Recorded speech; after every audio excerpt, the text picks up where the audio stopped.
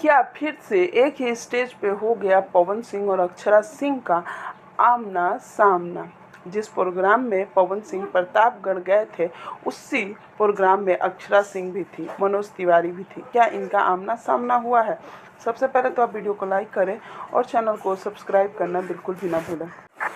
कुछ तस्वीरें इतनी ज़्यादा वायरल कर दी गई है जिसमें पवन सिंह और अक्षरा सिंह एक ही स्टेज पे हैं।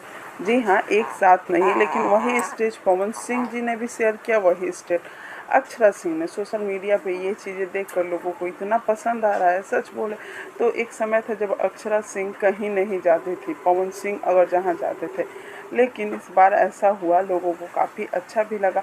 और सच में ये देखकर अच्छा लगा कि पवन सिंह, मनोज तिवारी, अक्षरा सिंह सब ने मिलकर वहाँ पे चांद लगा दी।